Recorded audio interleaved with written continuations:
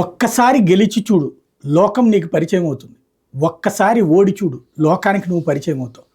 ఇది గెలుపోటముల సందర్భంలో ఖచ్చితంగా పనికొచ్చేటటువంటి లక్షణం. ప్రస్తుతం గెలుపు అన్నటువంటిది కూటమిదైతే, ఓటమి అన్నటువంటిది జగన్మోహన్ రెడ్డిది. 151 సీట్లతో ఘన విజయం సాధించినటువంటి జగన్మోహన్ రెడ్డి అదే ఒక అద్భుతమని భావించారు. అంతకంటే గెలుపు ఎవరి వల్ల కాదనుకున్నా. ఇప్పుడు అదే జగన్మోహన్ రెడ్డి 11 స్థానాలకు పరిమితం అయ్యారు.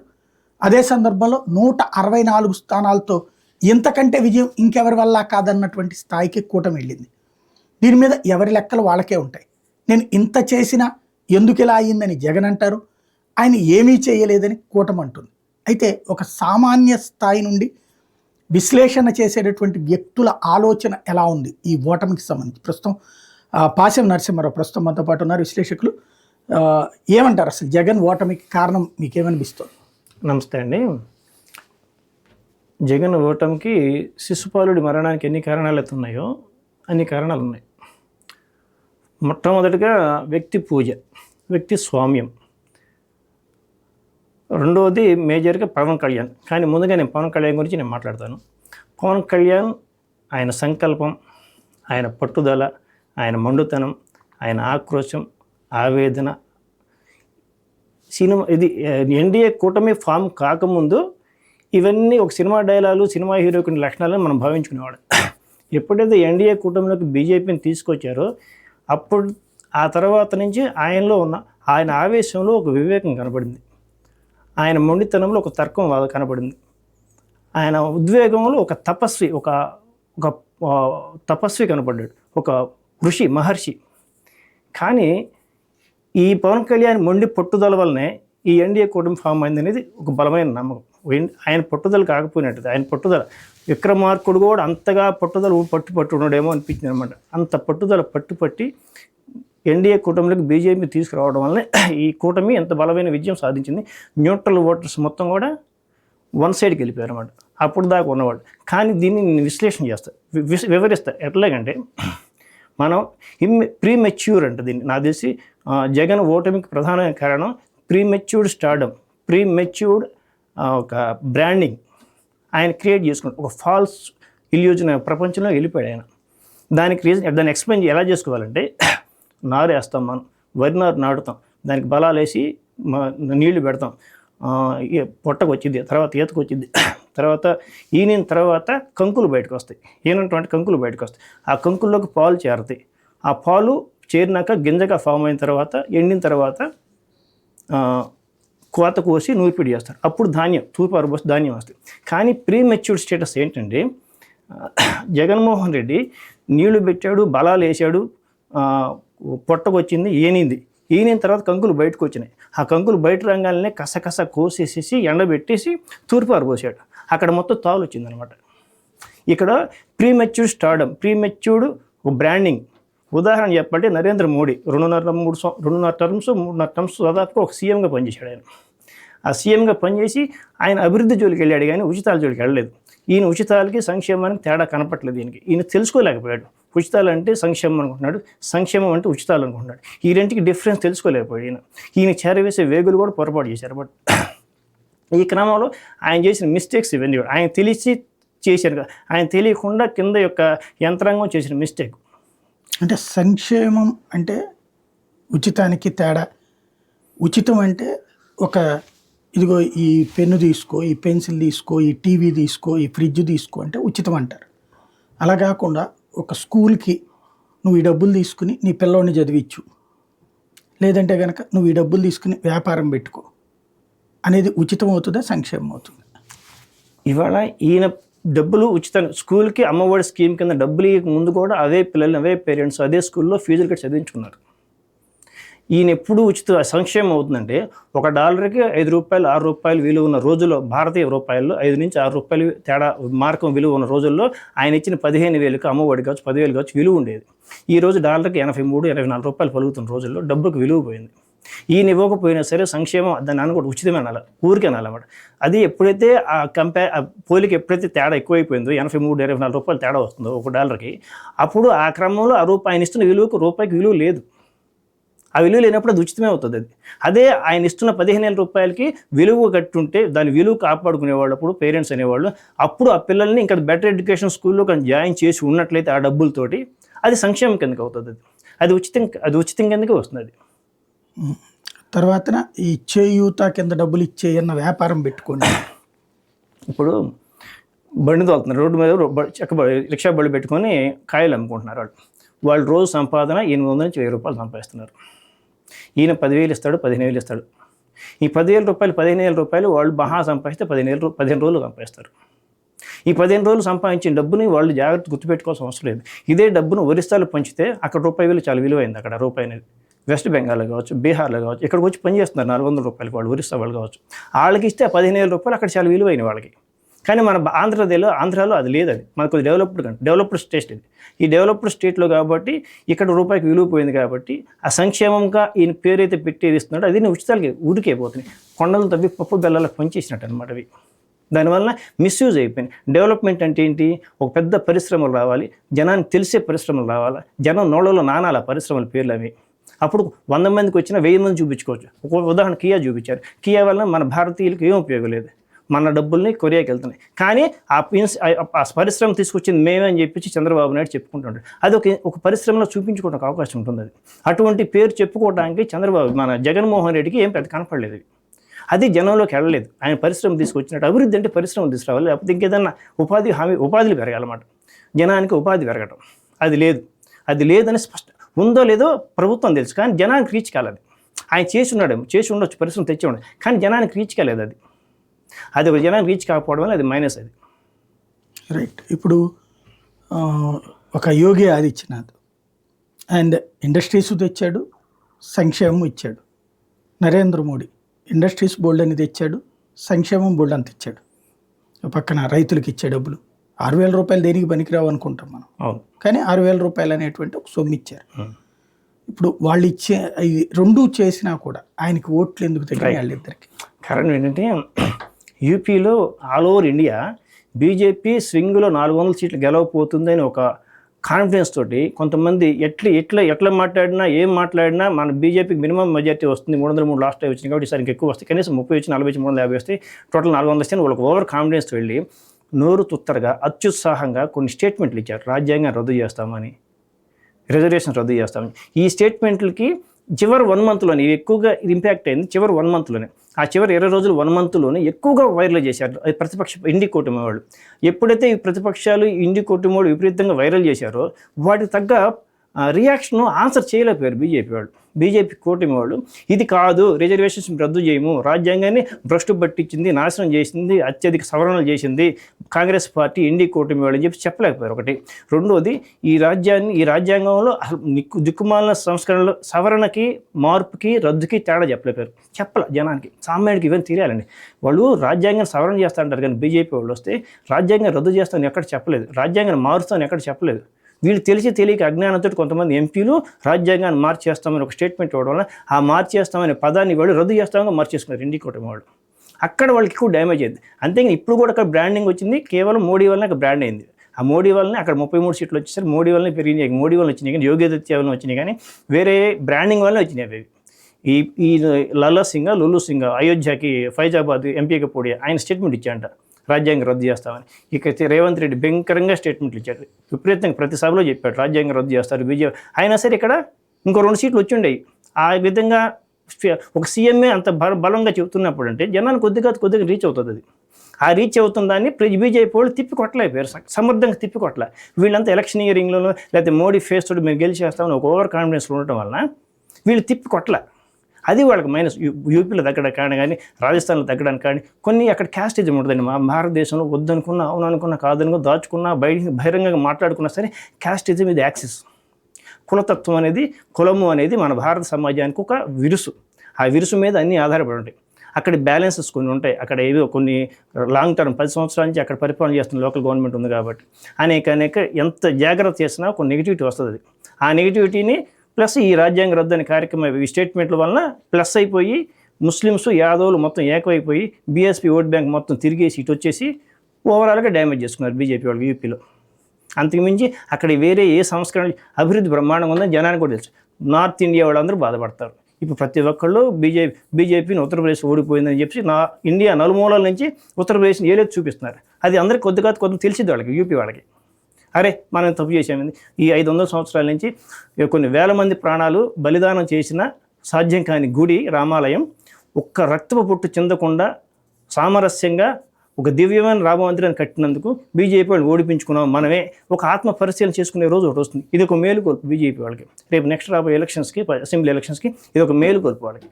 కానీ ముందు ఓటమి అన్నటువంటిది, ఓటములు అనేవి కామన్ సర్వే. ఓటములు గెలుపులు అనేది ఇప్పుడు చెప్పిన ఈ వాళ్ళు ఎక్స్పెక్ట్ చేయలేకపోయారు వాళ్ళు. మేము మోడీ ఇమేజ్తో గెలిచేస్తాము, రామ మందిర్ ఇమేజ్తో గెలిచేస్తాము అని ఒక బ్లైండ్ బిలీఫ్ తోటి ఉండిపోయారు వాళ్ళు. ఆ బ్లైండ్ బిలీఫ్ తోటి ఉండి ఈ రాజ్యాంగ రద్దు అనేది ఎక్కువగా వెళ్ళిపోయింది. టైం లేదు. Last 1 month, last 20 days, last 1 monthలో ఇచ్చిన స్టేట్మెంట్లు బాగా ఎక్కువ వైరల్ అయిపోయినాయి, ఇంపాక్ట్ ఎక్కువ చూపించినాయి. ఆ స్టేట్మెంట్లు తిప్పి కొట్టడానికి టైం లేదు వాళ్ళకి. పైకి వాళ్ళు ఎలక్షనీరింగ్లో తలమునకలు అయిపోయినారు. వాటిని ఒక టీం లేకుండా పోవడం, దాన్ని సరిదిద్దుకోవడానికి ఇవన్నీ డ్యామేజ్ లేవి. అంతేగాని అక్కడ వేరే ఇవాళ కాదు రేపైనా ఒక నెక్స్ట్ ఎలక్షన్స్లో మళ్ళీ బీజేపీ పుంజుకుంటుంది. అక్కడ ఎన్డీఏనే గెలిచింది అక్కడ. ఇప్పుడు ఆంధ్రప్రదేశ్లో ఈ సంక్షేమ పథకాలు ఇంతకంటే ఎక్కువ ఇస్తాను అన్నటువంటి చంద్రబాబు నాయుడు గారి హామీలు ప్రజలు అంగీకరించినట్ట, దానికి ఓటు వేసినట్ట కాదంట? కాదు, కూటమికి ఓటేశారు. చంద్రబాబు నాయుడు ఇచ్చిన స్టేట్మెంట్లు చూసి ఓట్లు వేశారు అనుకోవటం మన వివేకం. అది ఇక్కడ బీజేపీ, టీడీపీ, జనసేన ఈ 3 పార్టీలు కలవడం వలన ఎప్పుడైతే పవన్ కళ్యాణ్ బీజేపీని తీసుకొచ్చి ఎన్డీఏకి ఫామ్ చేశాడో అప్పుడే అక్కడ విజయం సక్సెస్ స్టార్ట్ అయిపోయింది. ఇక అక్కడి నుంచి రోజు కొద్ది పెరుగుతుంది. ఇక్కడ ఓపెన్గా చెప్తున్నాం, కులతత్వమే ఇక్కడ పనిచేసింది. 70-80% కమ్మోళ్ళు సాలిడ్గా వేశారు. ఎట్లా వేశారు? ప్రతి నియోజకవర్గానికి యావరేజ్న విదేశాల నుంచి ఎప్పుడు ఓట్లు వేయడానికి రాని వాళ్ళు, అమెరికా కావచ్చు, ఆస్ట్రేలియా కావచ్చు, ఆఫ్రికా కావచ్చు, హైదరాబాద్ కావచ్చు, బెంగళూరు కావచ్చు, లేకపోతే ఢిల్లీ రావచ్చు, ఎక్కడైనా సరే బెంగళూరు కావచ్చు, ఇన్ని నగరాల నుంచి సరే ఎప్పుడు ఓటేయడానికి రాని వాళ్ళందరూ కనీసం ఒక నియోజకవర్గానికి యావరేజ్ 3,000 మంది వచ్చారు టీడీపీకి ఓటేయడానికి. ఒకటి. రెండోది, షర్మిల గారు కనీసం 1,500 నుంచి 2,000 ఓట్లు చీల్చి ఉంటుంది. ఆ 1,500, 2,000 ఓట్లు చీల్చినట్లు 85% జగన్ ఓట్లే. ఎందుకంటే కాంగ్రెస్ని టేక్ ఓవర్ చేశారు జగన్ అనే ఆయన గతంలో 10 ఏళ్ళ నాడు. అటువంటిప్పుడు ఈ విధంగా ఆ 1,500 రూపాయల ఓట్లు ప్లస్ 3,000 ఓట్లు, 4,500 అట్లాంటిది న్యూట్రల్. ఎప్పుడు సంప్రదాయ ఓట్లు ఉండేది వైసీపీకి. అన్ని కులాల్లో కూడా, నాయుళ్ళు కావచ్చు, కమ్మోళ్ళు కావచ్చు, సంప్రదాయ ఓట్లు ఉన్నాయి. వాళ్ళ ఓట్ బ్యాంక్ వాళ్ళకి ఉంటుంది. వాళ్ళ ఓట్ బ్యాంకులో కూడా ఒక్కొక్క నియోజకవర్గం 10,000 మంది బయటకు వచ్చారు. ఎందుకు? కులం, క్యాస్ట్. 2009లో చిరంజీవి సామాజిక మార్పు అని ఒక స్లోగన్ తీసుకుని వచ్చాడు. ఆ రోజున ఆయనకు ఓట్లు వేయలే. అది ఒక విఫల ప్రయోగం. 2024లో అదే ప్రయోగాన్ని అంత స్థాయిలో కాకపోయినా ఒక 25% స్థాయిలో జగన్ ప్రవేశపెట్టాడు. సామాజిక మార్పు. అనిల్ కుమార్ యాదవ్ కావచ్చు, స్వర్ణాల తిరుపతి యాదవ్ కావచ్చు, వీళ్ళందరూ అక్కడ బీసీ డామినేషన్ ఎక్కువ ఉంది కాబట్టి వ్యక్తిని నించోబెడితే వాళ్ళకి ఓట్లు వేస్తారనే ఉద్దేశంతో నిలబెట్టుంటాడేమో అనుకుంటున్నాను నేను. అది ఉద్దేశం. కానీ ఇంకా అంత మెచ్యూరిటీ రాలేదు బీసీల్లో. ఇది బీసీలో ఎవరొకరు నుంచో పెడితే వాళ్ళకి ఓటు వేద్దాం మనవాళ్ళే కదా అనే భావన ఇంకా రాల. మొదటిసారిగా సమాజంలో భారతదేశంలో మొత్తం ముస్లిమ్స్ ఏకతాటిపై నిలబడి వాళ్ళకి ఎవరు కంటే ఓటు వేస్తారు. అలా ఈ దేశంలో మొట్టమొదటిసారిగా భారతదేశం మొత్తం ముస్లిమ్స్ మొత్తం ఇండి కుటుంబకి ఎక్కడ ఇండి కుటుంబం షేరింగ్ ఉంటే అలియన్స్ అంటే వాళ్ళు ఓట్లు వేశారు. అట్లాగే మొదటిసారిగా మన ఆంధ్రప్రదేశ్లో కమ్మ, నాయుడు, బీసీలు ఏకమైపోయి వాళ్ళకి తెలియకుండా హైందవుల ఏకత్వం జరిగింది. అది వాళ్ళు సాలిడ్గా ఓట్లు వేశారు టీడీపీ గెలవడానికి. అది నేను అదే 110 ఉప్పెనలాగా జగన్కి లాస్ట్ టైం వచ్చినట్టు ఉప్పెనగా వస్తే 150 పైన వస్తాయి అనుకున్నా. లేదనుకుంటే 125. కానీ ఈ ఫస్ట్ ఇన్ఫర్మేషనే కరెక్ట్ అన్నమాట. 150 పైన రావడానికి కారణం ఏంటంటే ఉప్పెనగా ఓటేసారు. 65-70% నాయుడు సాలిడ్, 75-80% చౌదరి సాలిడ్, బీసీలు 50-55%, 55% వేశారు. 25-32%, 30% ఎస్సీలు కూడా వేశారు. ఎందుకంటే మొత్తం ఏ పార్టీకి ఎప్పుడూ సాలిడ్కి ఒక కులం ఎప్పుడు పనిచేయదండి. అటువంటిది సాలిడ్గా వేశారు ఇట్లాగా. ఎందుకంటే 2009లో చిరంజీవి ఓడిపోయాడు, 2014లో 19లో పవన్ కళ్యాణ్ ఓడిపోయాడు. ఈసారి ఓన్ చేసుకున్నారు నాయుడు. ఎందుకు ఓన్ చేసుకున్నారంటే ఈసారి గెలుస్తారని ఒక హోప్ కలిగింది నాయుడులో. మనోడు ఒకటి గెలుస్తాడు, ఒక హోప్ క్రియేట్ అయింది. ఇది ఎన్డీఏ కూటమిలో రావడం వల్ల, బీజేపీతోటి టీడీపీతో కలవడం వల్ల వాళ్ళకి హోప్ క్రియేట్ అయింది. గెలిపించుకున్నారు. సాలిడ్గా ఓట్లు వేశారు. కుర్రోళ్ళు కానించి ముసలోళ్ళ దాకా వేశారు ఓట్లు. సంక్షేమ పథకాలు అవసరం లేదా, ఇక పెట్టరంటారా? సంక్షేమ పథకాలు అనేవి ఇందా చెప్తున్నాను నేను. 5 రూపాయలు, 6 రూపాయలు డాలర్కి మార్కు విలువ ఉన్న రోజుల్లో సంక్షేమ పథకాలు అంటే విలువ ఉందండి. ఇవాళ విలువ లేదు. ఇప్పుడు నేను ఇంకోటి చెప్తాను, ఉదాహరణ చెప్తాను నేను. 3 రోజులు కౌంటింగ్ ముందు మా ఊర్లో 19,000 పడి అంటే ఆడవాళ్ళకి జగన్ గారు లాస్ట్ టైం వేశారంటే అది వేసారు. ఆ డబ్బులు వాడు వచ్చి వాళ్ళ అబ్బాయి వచ్చి నా దగ్గరికి వచ్చి పందెం పెడతానన్నా ఎవరైనా ఉంటే ఒక 50 పెడతాను అన్నాడు. ఎందుకు వద్దురా అని చెప్పి నేను కాదన్నా నేను వచ్చి నేను డబ్బులు పడినాయి, ఆ డబ్బుకి విలువ ఉంటే వాళ్ళ అమ్మ చెప్పి పంపించిందంట. నేను వచ్చిన డబ్బులు ఆయనయే తీసుకెళ్ళి పెట్టు, పోతే వస్తాయి అంటే ఆ డబ్బుకు విలువ ఉంటే పోటీ పడదండి. 17,000 రూపాయలు పోటీ పెడదా, డబ్బుకు విలువ లేదు అక్కడ. ఆయన ఇచ్చిన సంక్షేమం కాదు, అది ఉచితాలే, ఊరికి ఇస్తున్నాడు. అవి సంక్షేమం కింద విలువైన డబ్బు అయితే వాళ్ళు విలువైన డబ్బుగా భావించుకుంటే పోతే భయం వద్దయ్యా పోగొట్టబాక ఉంచు, జాగ్రత్త తీసుకుని దానికి ఉపయోగపడితే మనకి ఇంకో పనికి ఉపయోగపడితే అని చెప్పుకునేది వాళ్ళ కొడుకు. కానీ వాడు వచ్చాడు పందెం పెట్టాడు, రేపు ఎలక్షన్ కౌంటింగ్ కానీ 7 పందెం పెట్టేశాడు, పోయినాయి. అట్లానే ఇంకోటి సంక్షేమ పథకం ఇంకోటి చెప్తాను సార్. మా పక్కనే 31వ తారీఖు మే 31వ తారీఖు మా పక్కనే ఒక పొగా గ్రేడింగ్ చేయడానికి పక్క ఊరోళ్ళు 5 కిలోమీటర్ల దూరం పక్క ఊరోళ్ళు ఒక 6 వచ్చి పని చేసుకుంటున్నారు. మా యథాలాపంగా మాట్లాడుకుంటున్నారు. నేను మా ఆఫీస్ నుంచి బయట రంగానే వాళ్ళు మాట్లాడుకుంటా ఉంటే పొలిటికల్లీ డిస్కస్ చేసుకున్నారు. ఈసారి వాళ్ళు రాజకీయం కాబట్టి నేను అంటే ఈసారి జగన్ గెలవడమ్మా కాబట్టి నన్నేసారు, జగన్ గెలవడమ్మా అని. వాళ్ళు 3 డిసప్పాయింట్ అయ్యారు, 1 జోష్గా ఫీల్ అయ్యారు. అదేం సార్ అదే నన్ను అంతమాట అన్నా అన్నాడు. 1.5 minute ఎక్స్ప్లెయిన్ చేశాను నేను. ఎక్స్ప్లెయిన్ చేసిన తర్వాత ఎవరైతే డిసప్పాయింట్ అయిన మహిళ ఉందో, వైసీపీ మహిళ ఉందో, ఆవిడ ఒక మాట స్టేట్మెంట్ ఇచ్చింది. అన్న 40 సంవత్సరాలు ఇన్ని వాళ్ళకి డబ్బులు ఇవ్వడం దేనికన్నా, మేము పని చేసుకుంటాం కదన్నా, నాకు ఎందుకన్నా డబ్బులు తీసుకుంటూనే ఒక పబ్లిక్ సామాన్య స్త్రీకి అర్థమైన క్యాల్కులేషను ఒక ఎంపీకి, ఒక ఎమ్మెల్యేకి, ఒక ఎమ్మెల్సీలకి, ఒక మినిస్టర్కి, ఒక సర్జెస్ వీళ్ళందరికీ అర్థం కాల. వీళ్ళు క్యాచ్ చేసుకోలేపారు. వీళ్ళకి గ్రౌండ్ లెవెల్కి పైన ఉన్న హై లెవెల్ క్యాడర్కి మధ్య గ్యాప్ ఉందండి, కమ్యూనికేషన్ గ్యాప్ బాగా ఉంది. ఇక్కడ కింద జనం ఏమనుకుంటున్నారు, ఏం ఆలోచించుకుంటున్నారు వాళ్ళు తెలుసుకోలేకపోయారు. మెకానిజం ఫెయిల్ అయిపోయింది. అది వాళ్ళు మెకానిజం ఫెయిల్ అవ్వడం వల్లే వీళ్ళు. ఇంకోటి ఉపాధ్యాయులు ఎమ్మెల్సీ ఎలక్షన్ నేను అనేది ఇక్కడ ఇప్పుడు చంద్రబాబు ఇది ఇస్తానన్నారు, ఇవ్వకపోతే జనం అంగీకరిస్తారా? ఇవన్నీ ఇంతకంటే ఎక్కువ ఇస్తానన్నారు, మర్చిపోతారు సార్ జనం మర్చిపోతారు ఇవన్నీ. కారణం ఏంటంటే రేపు రాజధాని కొద్దిగా సోషల్ మీడియా బాగా సపోర్టివ్గా ఉంటుంది. ప్రింట్ మీడియా కావచ్చు, ఎలక్ట్రానిక్ మీడియా కావచ్చు, ఈ విషయాలు వాళ్ళకి అవసరం లేని విషయాలు ఏవైతే ఉంటాయో వాళ్ళు మొత్తాన్ని వాటిని సప్రెస్ చేసేసి కొత్త విషయాల్ని రైజ్ చేస్తారు. ఎందుకంటే మనకి ఇవాళ ఒక కేసు వచ్చేది బయట, పెద్ద భయంకరమైన అవినీతి కేసు బయటకు వచ్చింది. 4 రోజుల తర్వాత ఇంకొక ఐటమ్ వచ్చింది, ఇది పాతపడిపోతుంది. ఈయన సంక్షేమం ఇస్తాడు కానీ ఫిల్టర్ చేస్తాడు. ఇంకోటి కూడా చెప్తున్నా సార్, నోటికి జగన్ గారు ఇచ్చిన సంక్షేమ పథకాలు 100 మందిలో 20 మంది వాళ్ళు నిజమైన అర్హత ఉన్నవాళ్ళు, 80 మంది ఫ్రీగా తీసుకుంటున్నారు. ఎందుకంటే నేను 10 ఎకరాల ఉన్న కూడా తీసుకుంటారు. ఏంది అడిగి నేను వాళ్ళు ఇస్తున్నారు, నేను తీసుకుంటున్నా, పక్కనోడు తీసుకుంటున్నా, నేను తీసుకుంటున్నా. ఇప్పుడు వాళ్ళు ఇస్తున్నారు, నేను తీసుకుంటున్నా, పక్కనోడు కూడా 30 ఎకరాల తీసుకుంటున్నాం, నేను తీసుకోకూడదు. అబ్బాయి మా ఊళ్ళో ఏం బాగా క్వశ్చన్ చేస్తుంటాను, నాకు తెలిసి నా చుట్టూ సర్కిల్లో ఎందుకు తీసుకున్నాను, మీ అబ్బాయి అమెరికాలో 8 లక్షల రూపాయలు శాలరీ తీసుకున్నాడు, నీకెందుకు ఈ 3,000 రూపాయలు నీకు అంటా నేను. ఇస్తున్నారు టీడీపీ వాళ్ళైనా సరే, వైసీపీ వాళ్ళైనా సరే. ఇక్కడ మెకానిజం ఎక్కడ పొరపడ్డాడు జగన్, ఏ పార్టీ వాళ్ళకైనా సరే ఇచ్చుకుంటే వెళ్ళాడు డబ్బులు, ఆయన సంక్షేమం పేరుతో ఇచ్చుకుంటే వెళ్ళాడు. కానీ చివరికి వచ్చేసరికి వాళ్ళు ఏ పార్టీకి వాళ్ళు వేసుకున్నారు ఓట్లు. అట్లా వేసుకుంటారు, గబక్కన బొమ్మ మారుతారు అనుకోవడం తప్పండి. అది ఒక 5 సంవత్సరాలు సాధ్యం కాదు బ్రాండింగ్ ఇమేజ్ ఎస్టాబ్లిష్ చేసుకోవడానికి. నరేంద్ర మోడీ 20 ఏళ్ళు పట్టింది, 15 ఏళ్ళు పట్టింది. డబ్బులు ఇచ్చి కాదు కదా, అదే అభివృద్ధి చూపించాడు ఆయన. నేను అనే పాయింట్ ఇక్కడ బేసిక్ ఇప్పుడు చంద్రబాబు గారు అభివృద్ధికి చిరునామా 99 నుంచి 95 నుంచి 2004 దాకా సంక్షేమ హామీలు ఏం కాదు, సంక్షేమ హామీలు ఇచ్చినటువంటి కాంగ్రెస్ పార్టీ గెలిచింది. అక్కడ యాంటీ ఇన్కమ్, అది ప్రభుత్వం మీద వ్యతిరేకం ఎంత బాగా చేశారు కదా. ఇప్పుడు ఎట్లా ఉంటుందంటే ప్రతిరోజు ఇప్పుడు hero is not hero to is valid అని ఉంటుంది. ఇప్పుడు మెగాస్టార్ చిరంజీవి గారు ఉన్నారు. ఆయన చిరంజీవి గారిని ఫస్ట్ టైం మనం చూసినప్పుడు చాలా గొప్పగా ఫీల్ అవుతాం, ఒక గ్రేట్గా ఫీల్ అవుతాం. కానీ ప్రతిరోజు ఆయన చూస్తూ ఉంటే పెద్ద ఇమేజ్ ఉండదండి. ఆయన పెద్ద మెగాస్టార్ అని మనకు తెలుసు, పెద్దగా ఉండదు. రోజు చూస్తూ ఉన్నాం అనుకోండి, పెద్దగా పట్టించుకోం. సో రోజు చూస్తున్నాం కదా, ఆ ఇమేజ్ గ్రాడ్యువల్ తగ్గిపోతుంది. ఆయన ఎంత మంచి చేసినా మనకి. మరి అట్లయితే మోడీ మళ్ళీ ఎందుకు పెరిగాడు? మోడీ అభివృద్ధి చేసుకుంటూ వచ్చాడండి. అదే నేను అనేది, అదే చంద్రబాబు గారు కూడా అభివృద్ధే కదా. అవునండి. ఇప్పుడు 2010, 2004 అభివృద్ధి కాదండి, రైతులను పూర్తిగా నిర్లక్ష్యం చేశాడు ఆయన. రైతులను పూర్తిగా నిర్లక్ష్యం. నేను హైదరాబాద్ ఉన్నాను. ఇప్పుడు నేను బాగా రైతు ఎందుకు వ్యవసాయం ఆయన అన్నాండి, రైతులు దండగా వ్యవసాయం దండగా వ్యవసాయ ఆయన అన్న పదం అది కాదు. ఆయన అనలా అసలు ఆ ముక్క. రైతుల దగ్గరికి వెళ్ళినప్పుడు మీటింగులు చెప్పినటువంటి సందర్భంలో మీ ఇంట్లో 3 పిల్లలు ఉంటే అందరూ వ్యవసాయం మీద ఆధారపడితే భారం అవుతుంది, ఒక పిల్లాడిని వ్యవసాయంలో ఉంచుకోండి, ఒకళ్ళని తీసుకెళ్ళి ఇంజనీరింగ్ చేయించండి, ఇంకోళ్ళని తీసుకెళ్లి డాక్టర్, ఇంకొక ఉద్యోగం, ఇంకొక చదువు చదివించండి మీ పిల్లల్ని అని చెప్తూ మొత్తం ఆధారపడడం అంటే దండగ కదా అన్నాడు. కరెక్ట్. దాన్ని కాస్త మార్చి రాజశేఖర రెడ్డి మొదట్లో ఈ ముక్కే అన్నాడు, వ్యవసాయం చేసే రైతు దగ్గరికి వెళ్ళి నీ బిడ్డ నువ్వు వ్యవసాయం చేయించడం దండగంటావా అంటే ఈయన అసెంబ్లీలో చెప్పారు, వివరణ ఇచ్చుకున్నారు.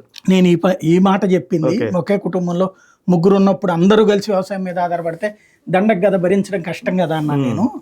అంతేగాని అంటే ఆయన అంటే అసలు అట్లా అంటావా ఓ రైతు కుటుంబాన్ని, రైతులు దాని మీదనే కదా డిపెండ్ అయ్యేది అంటూ బిగిన్ చేసి కొన్ని రోజులు పోయేటప్పటికి ఆ పదం ఇక రొటీన్ పదం అయిపోయి వ్యవసాయం దండగా అన్నావు అన్నట్టు ఆయన అన్నది అది అసలు పాయింట్.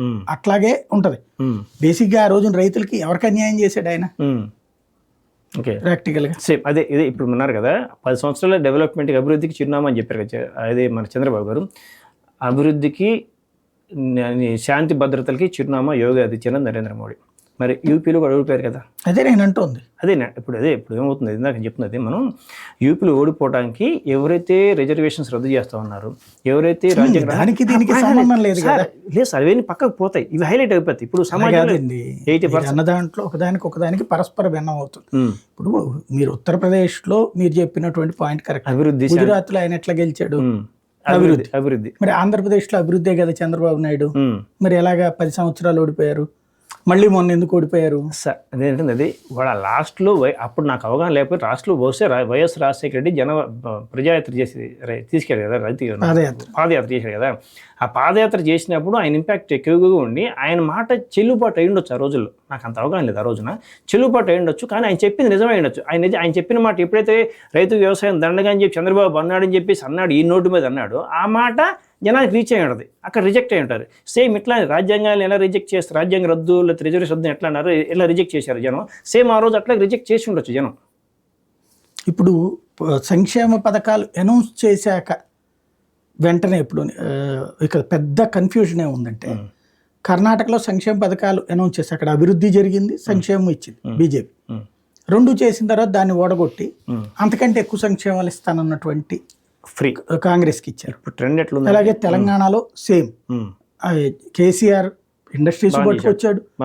ఇక్కడ మనం రోజు కేసీఆర్ని చూసి నేర్చుకున్నాం, తెర చూస్తే అదే కేసీఆర్ ఓడిపోయాడు. ఆ తర్వాత ఇప్పుడు వచ్చినటువంటి వాళ్ళు ఆ సంక్షేమం అంటూ బస్సు ఇవన్నీ ఇస్తున్నారు, ఇంతకంటే ఎక్కువ అన్నటువంటి పాయింట్ చెప్పారు. సంక్షేమానికి ఫ్రీ బీస్కి తేడా ఉంది కదా సార్, ఇందా చెప్తున్నది ఫ్రీ బీస్. ఇప్పుడు అక్కడ వాళ్ళు ఇస్తానన్నది అయ్యే కదా ఫ్రీ. ఇప్పుడు అక్కడ ఫ్రీ బీస్ ఫస్ట్ థింగ్ ఏంటంటే అక్కడ అంటే మీరు అసలు ఒకదానికి ఒకటి అర్థం ఉండట్లా. బేసిక్ గా ఇప్పుడు రేవంత్ ఇస్తానంటుంది ఏంటి, ఇంటికి తలా 2,500 రూపాయలు ఫ్రీ బీ కాదు అది. అక్కడ ఇస్తానన్నటువంటిది ఏంటి, 1,500 రూపాయలు ఫ్రీ బీస్ కదా కర్ణాటకలో.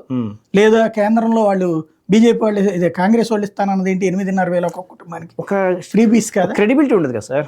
ఇప్పుడు ఎవరు పడితే వాళ్ళు ఫ్రీ బీస్ ఇస్తానని అందరికి నమ్మరు కదా, అందరినీ నమ్మారు కదా మరి ఇప్పుడు కాంగ్రెస్ పార్టీని. ఇప్పుడు అదే సార్, ఇప్పుడు నమ్మారు వాళ్ళు. ఇప్పుడు 10 సంవత్సరాలు వాళ్ళు చూశారు, వాళ్ళు చూసి బోరు కొట్టుండొచ్చు. లేకపోతే సార్ ఎంత జాగ్రత్త చేసి ప్రతి పార్టీ 10 ఏళ్ళు పరిపాలన చేసింది కనపడకుండా అసలు ఎటుకో వెళ్ళిపోతున్నాం మనం.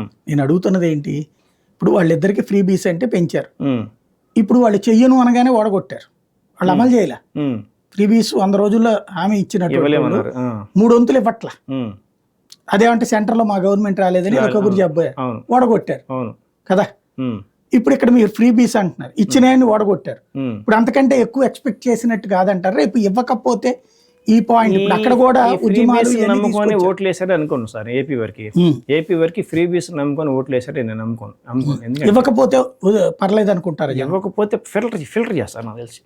ఫిల్టర్ చేస్తే ఒప్పుకుంటారు, ఒప్పుకుంటారు. అంటే ఈ 5 ఏళ్ళలో అభివృద్ధి చూపిస్తారు వాళ్ళు. ఈ 5 ఏళ్ళలో ఫిల్టర్ ఇప్పుడు మొదట్లో బిగినింగ్లో 1 ఇయర్లోనే దాదాపు 2.5 years ఫిల్టర్ చేస్తారు నాకు తెలిసి. అర్హత ఉన్నవాళ్ళు, అర్హత లేని వాళ్ళు స్వచ్ఛందంగా వదులుకోమంటారు. లేకపోతే ఇంకొక విధంగా లోకల్ బాడీస్ వల్ల, గవర్నమెంట్ వల్ల ఫిల్టర్ చేసేసిన తర్వాత అభివృద్ధి డైవర్ట్ చేస్తారు. మైండ్ మొత్తాన్ని సోషల్ మీడియా వాడుకొని, ప్రింట్ మీడియా కావచ్చు, ఎలక్ట్రానిక్ మీడియా మొత్తం కొట్టేస్తారు. కొట్టినప్పుడు ఆటోమేటిక్గా ఏంటంటే పాత విషయాలు మర్చిపోతారు. ఫ్రీ బీస్ ఇవ్వలేదు కదా అని చెప్పేసి వదిలేస్తారు. అదే ఫ్రీ బీస్ ఇవ్వలేదు పోయినసారి 2019లో ఎందుకు ఓడగొట్టారు చంద్రబాబు నాయుడిని, మర్చిపోయారు కాబట్టి గెలిపించారు. ఆయన ఆ రోజు అమలు చేస్తున్న హామీలను అమలు చేయలేకపోయాడు కాబట్టి ఆ రోజు ఓడగొట్టారు 2019లో. ఈ 5 ఏళ్లలో మర్చిపోయారు, ఆయన హామీలు నెరవేర్చేది విషయం మర్చిపోయారు. జనానికి కొద్ది మతిమరుపు డౌట్ నాకు అనిపిస్తుంది అన్నమాట. ఆ మతిమరుపు వలన ఏమైనా అనిపిస్తుంది. ఇప్పుడు ఇస్తాను అని ముగ్గురు ఉన్నారు కాబట్టి అని నమ్మలేదంటారా? ముగ్గురు ఉన్నారు కాబట్టి. రెండోది ఏంటంటే ఇస్తాను అంటే ఫిల్టర్ ఖచ్చితంగా ఇస్తాడు, హామీలు అందరికీ ఇస్తాను అన్నారు. ఇప్పుడు జగన్ ఇచ్చింది మీరు అన్నారు ఫ్రీ బీస్లో ఒకరికి 15,000 రూపాయలు అమ్మఒడు అంటే ఎంతమంది పిల్లలు ఉంటే అంతమందికి అన్నారు ఆయన. అట్లాగే ఈయన 50-60 ఏళ్ళ వాళ్ళకి పెన్షన్, అంతకుముందు 65 ఏళ్ళు ఉండేది, 60 ఏళ్ళకి పెన్షన్ చేస్తే ఇది 50 ఏళ్ళకే పెన్షన్ అన్నారు. ఇప్పుడు అవి నమ్మలేదంటారా జనం? అవి నమ్మకుండా ఓటేసేసారు. వాటిని ఇగ్నోర్ చేసేస్తారు. ఇంకోటి కూడా నేను గమనించాను, చంద్రబాబు నాయుడు ఎన్డీఏ వాళ్ళ మేనిఫెస్టోని జనం పట్టించుకోలేదు. నేను గమనించాను. నేను గ్రౌండ్ లెవెల్లో ఉంటున్నాను కాబట్టి, జీరో సామాన్య జనంతో నేను కలిసి మెలిసి తిరుగుతున్నా కాబట్టి చంద్రబాబు నాయుడు యొక్క మేనిఫెస్టోని జనాన్ని రీచ్ కాల ఫస్ట్ మేనిఫెస్టో పూర్తిగా. సూపర్ 6 2 ఏళ్ల నుంచి చేస్తే సార్ రీచ్ కాల. ఎప్పుడైతే పవన్ కళ్యాణ్ వేవ్ వచ్చేసింది, పవన్ కళ్యాణ్ డిఫరెన్స్, ఓటమికి గెలుపుకి తేడా డిఫరెన్స్ పవన్ కళ్యాణ్. ఈ వేవ్ వచ్చిన తర్వాత మిగిలిన మొత్తం సబ్సైడ్ అయిపోయింది. నరేంద్ర మోడీ ఒకటి ఎంటర్ అయిపోయారు. ఈ రెండు పవర్ఫుల్ అవటం వలన చంద్రబాబు నాయుడు ఈ కూటమిగా ఇచ్చిన యొక్క మేనిఫెస్టోని జనాన్ని పెద్దగా పట్టించుకోవాలి, రీచ్ కాలేదు. ఇస్తారు, ఇచ్చినా సరే అంత ఇన్ఫ్లుయెన్స్గా జగన్మోహన్ రెడ్డి ఇచ్చినట్టుగా, ఇంటింటికి తిరిగి ఇచ్చినట్టుగా ఇస్తారని నేను అనుకోను. అంత మెకానిజం ఉండకూడదు. 2.5 లక్షలను నమ్ముకొని వాలంటీర్లని, గవర్నమెంట్ ఎంప్లాయీస్ని నిర్లక్ష్యం చేశాడు జగన్మోహన్ రెడ్డి. ఆయన సెట్ బ్యాక్స్ ఇవన్నీ కూడా సార్, ఆయన సెట్ బ్యాక్స్ ఏంటంటే 2.5 లక్షల మంది వాలంటీర్స్ తీసుకొచ్చుకొని వాళ్ళని నమ్ముకొని రాజకీయ పార్టీలు వస్తూ ఉంటాయి, పోతూ ఉంటాయి, ప్రభుత్వాలు వస్తూ ఉంటాయి, పోతూ ఉంటాయి, కానీ ఎంప్లాయీస్ పర్మనెంట్ ఉంటారు. వాళ్ళని మనం నిర్లక్ష్యం చేసేసి తూలి మాట్లాడుతూ ఉంటే వాళ్ళ ఈగో దెబ్బతిని పూర్తిగా వ్యతిరేకంగా చేస్తారన్న విషయాన్ని గమనించుకోలేకపోయారు వాళ్ళు. సరిగ్గా జీతాలు ఇవ్వాలి.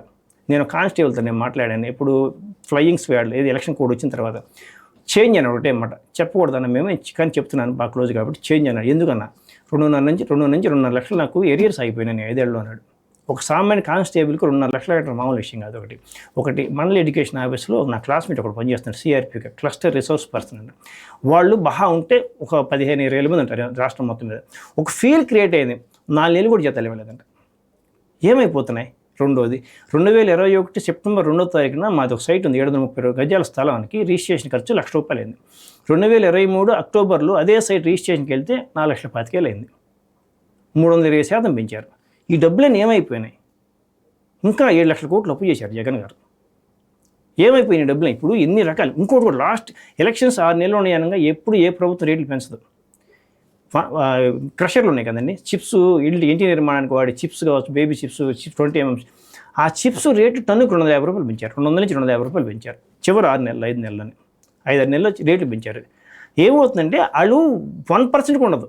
ఏది ఆ బయ్యర్స్, ఆ ఇల్లు కట్టుకునే వాళ్ళు టోటల్గా యావరేజ్ 1% ఉంటుంది. కానీ ఒక భావన, ఒక అభిప్రాయం ఎస్టాబ్లిష్ అయిపోయింది. అది నెగిటివ్గా ఎస్టాబ్లిష్, అట్లా దానికి ఇంకోటి అటాచ్ అయిపోయి ఒక పెద్ద మైనస్ అయిపోయింది అనమాట. అది టోటల్గా వచ్చేసరికి లాస్ట్కి వచ్చేసరికి పెద్ద తేడా వచ్చింది అనమాట. ఓడిపోవడానికి ప్రధాన కారణాలు ఇవి. రైట్. అంటే ఇక్కడ రేపు పొద్దున ఇది చేస్తూ, అంటే సంక్షేమం ఇస్తూ అప్పు తగ్గించి, లేదా అప్పు తీసుకోకుండా సంక్షేమం సాధ్యం అవుతుంది? సాధ్యం కాదు సార్, సాధ్యం కాదు. మరి ఎలా? అప్పులు తీసుకోవాల్సిందే. అయితే అప్పులు తీసుకొచ్చిన రూపాయినే సద్వినియోగం చేసుకోవాలి. రీఇన్వెస్ట్మెంట్, మనకి పునరుత్పత్తి వ్యవస్థలోకి ఇన్వెస్ట్ చేయాలి. ఎట్లాంటివి? ఇండస్ట్రీలు కావచ్చు, లేకపోతే ఇండస్ట్రీస్లోకి మనం గవర్నమెంట్లో పెట్టుబడి పోదు. దానికి మౌలిక సదుపాయాలు చేయాలిగా, మనం మౌలిక వసతులు సమకూర్చాలి వాళ్ళకి. అట్లా కావచ్చు, లేకపోతే ఇంకేదైనా ఎంప్లాయ్మెంట్ పెంచవచ్చు, లేకపోతే ఇంకేదైనా సరే. ఎట్లా ఎంప్లాయ్మెంట్ ఎట్లా పెంచాలి? ఇప్పుడు దాకా చేసిన గవర్నమెంట్లో అట్లా ఏం చేసింది సార్? అవి అంతే కదా, అట్లా చేస్తారు. ఇప్పుడు ప్రత్యేకంగా ఏ ప్రభుత్వం కొత్తగా ఏం చేయదు. వెల్ఫేర్ అంటే ఇప్పుడు దాకా తీసుకొచ్చినప్పుడు నేను దేనికి ఉపయోగించారు? ఏ ప్రభుత్వం? జగన్ తీసి పక్కన పెట్టండి, ఒక 5 ఏళ్ళు అయింది పాపం ఆయన తీసి పక్కన.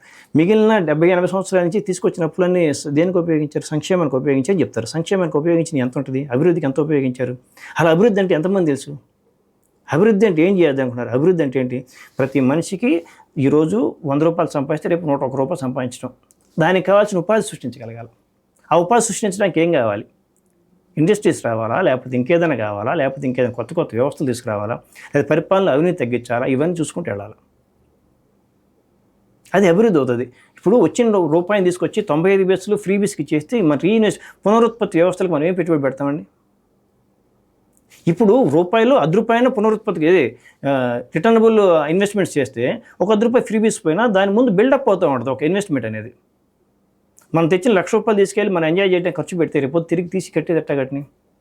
ఒక 50,000 పెట్టుబడి పెట్టి వ్యాపారంలో ఒక ₹50 ఎంజాయ్ చేసుకో.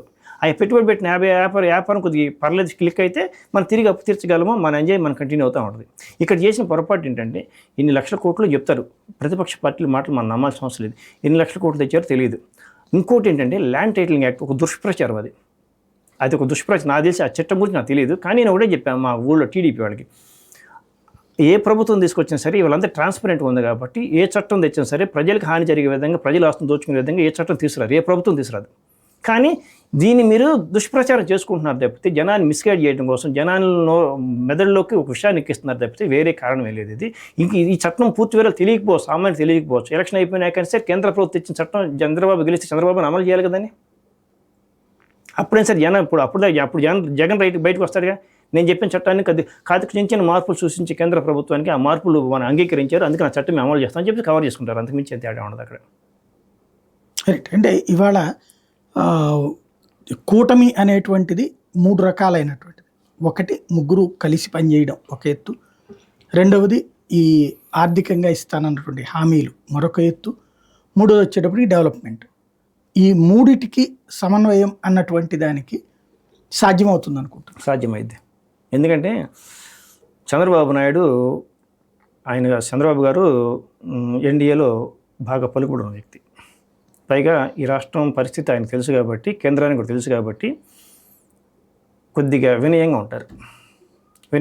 కేంద్ర ప్రభుత్వం వినయంగా ఉంటారు.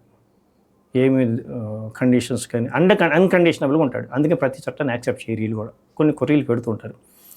ఆ క్రమంలో ఫండ్స్ వస్తాయి. ఫస్ట్ ఆ ఫండ్స్ వచ్చినప్పుడు వాటిని అభివృద్ధికి వాడుకోవచ్చు, సంక్షేమానికి కూడా వాడుకోవచ్చు. ఫండ్ని డబ్బులు లేకపోతే మనం ఏం చేయలేమండి, స్ట్రక్ అయిపోతాం. ఆ డబ్బు రావాలా. చంద్రబాబు గారు ఆయన ఎక్స్పీరియన్స్ ఇప్పుడు ఉపయోగపడుతుంది. 40 ఏళ్ళు 45 ఏళ్ళు ఉన్న అనుభవం ఇప్పుడు ఉపయోగపడుతుంది. ఎలా ఎక్కడ ఉపయోగించలేదు ఇప్పుడు బాగా ఉపయోగించుకుంటాడు.